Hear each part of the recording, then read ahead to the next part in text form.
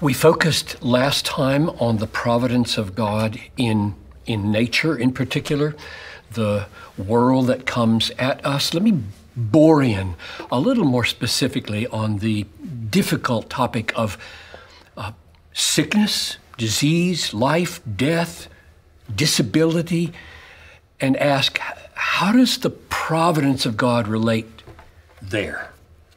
Now, let me admit, and indeed affirm, the reality of Satan in this world as a real agent, a real causer of pain and evil. He's a murderer, he's a liar.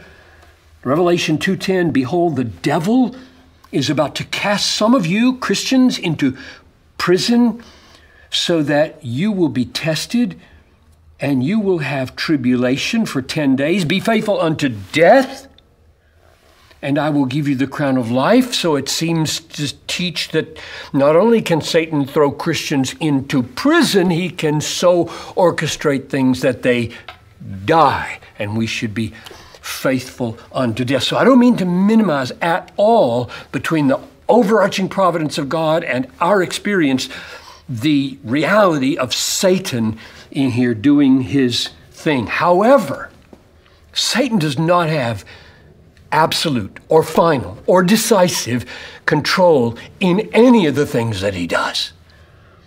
Deuteronomy 32:39, God says, see, now I am he. There is no God besides me. It is I who put to death and give life. I have wounded. It is I who heal. There is no one who can deliver out of my hand. Or 1 Samuel 2:6, the Lord kills and the Lord makes alive. He brings down to Sheol. He raises up. And most obvious is Jesus, the Son of God, comes into the world, and he is sovereign over all disease and over death. He heals all the diseases that come to him. He raises people from the dead. For example, Matthew 4, verse 23. He went throughout all Galilee, healing every disease and affliction among the people. Or Luke 7:14, young man, arise, and the dead man wakes up. Or Mark 5:41, Talitha cum, little girl, rise from the dead. Or Revelation 1:18, I am the first and the last, the living and the living one. I died, and behold, I am alive forevermore. I have the keys of death and Hades. Heals all diseases, raises the dead. In other words, the final decisive control over sickness and death is Jesus, not Satan. Even though Satan can make sick. Acts 10:38. Jesus went about doing good and healing all who were oppressed by the devil, for God was with him. Nevertheless, when it comes to sickness or disability or the way children are born, it is not Satan who has the final say. Exodus chapter 4, verse 11. The Lord said to Moses, who has made man's mouth? Or who makes him mute or deaf or seeing or blind? Is it not I, the Lord?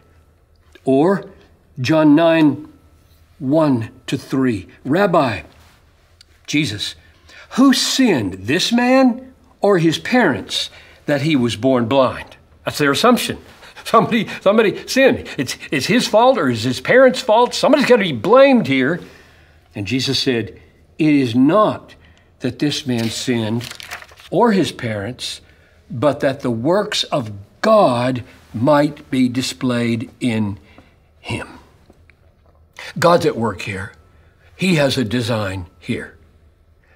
Let's just look closing at Job. Almost everybody thinks about Job when they think about disease or death.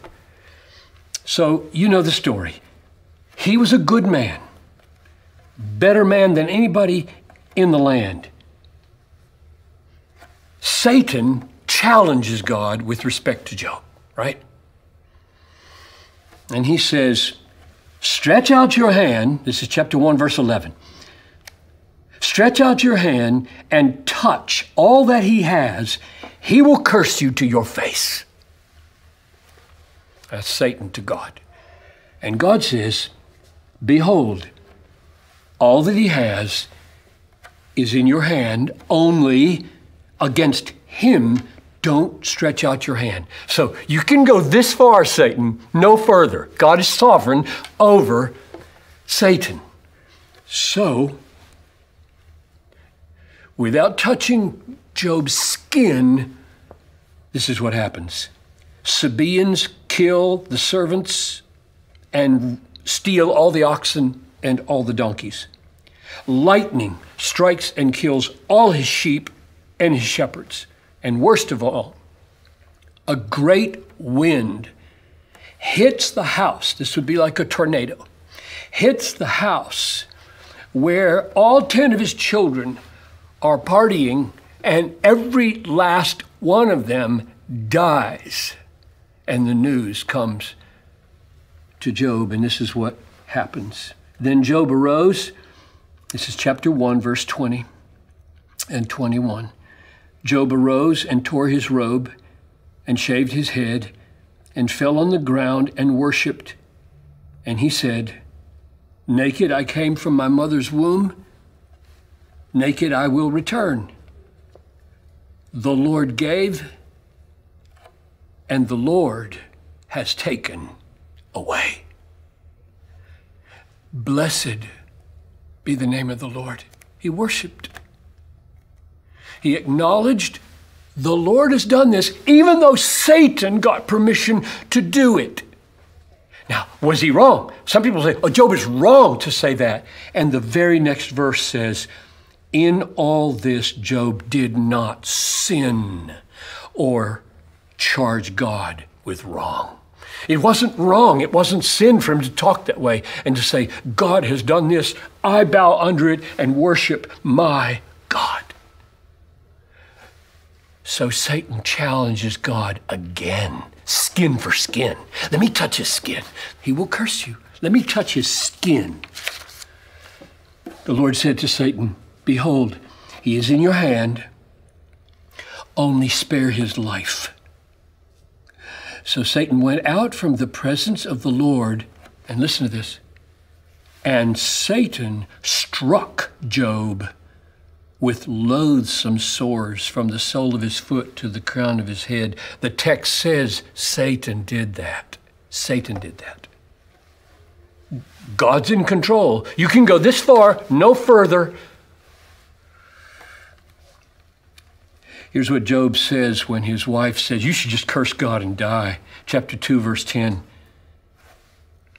Shall we receive good at the hand of God, or good from God, and not receive evil? Job, the text says Satan did it. And you're saying, shouldn't we humble ourselves and be willing to receive both good and evil from the hand of God? Job, that's wrong. And the very next verse says, in all this, Job did not sin with his lips. And the reason we know we're not misreading those verses that say Job was right to talk that way is because the end of the book, chapter 42, verse 11, goes like this. This is the inspired writer talking. All his brothers and sisters and all who had known him before comforted him for all the evil that the Lord had brought on him. That's the summary statement of the book of Job. And James, in the New Testament, writes about it like this. This is James 5:11. You have heard of the steadfastness of Job, and you have seen the purpose of the Lord, how the Lord is compassionate and merciful. So yes, God is in charge of all sickness, all disease, all life, all death, all disability. His providence is that pervasive. And when you trust him through Jesus Christ, His mercy, His wisdom, His power, you will discover that it is merciful and compassionate.